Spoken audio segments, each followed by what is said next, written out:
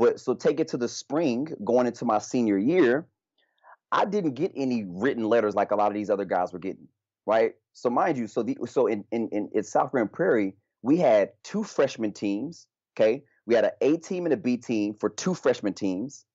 We had a sophomore team, a JV team, and a varsity team.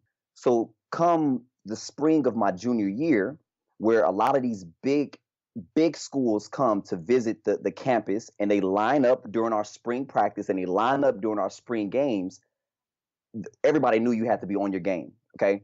So the moment for me, and I don't even know if this player knows this, but I think he knows.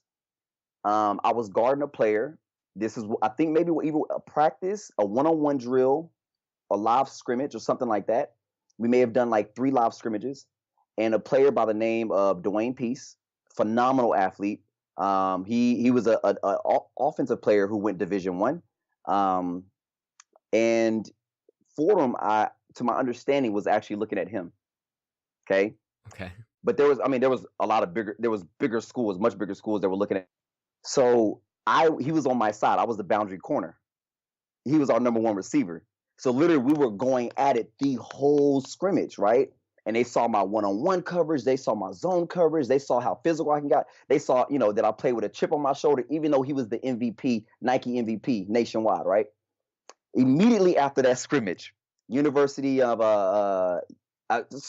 maybe it wasn't Mac Brown, but University of Texas came. I got a call from them. North Texas, I got a call from them.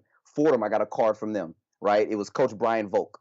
Okay, right? He was there. That's the first time I met him. Rice University, got a card from them. I think his name was Eric White. Right? So there was a couple schools. I think I may have left that exact day with like 10 cards from like 10 well-known schools, and I'm like, oh my gosh. And then soon after, they were like, look, you have to have a solid senior year. And then I started getting handwritten letters. So then it wasn't until my junior year, not even during the year, but during the spring, to where I started actually getting letters from schools that weren't just questionnaires. Because everybody knows, like, a questionnaire isn't nothing. Questionnaire isn't anything, right?